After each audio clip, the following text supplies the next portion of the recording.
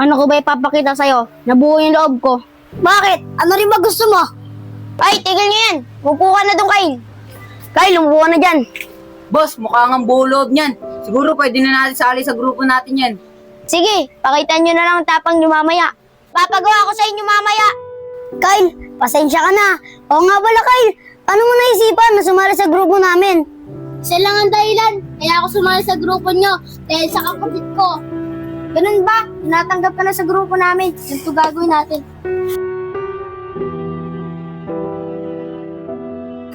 Uy, bilisan nyo!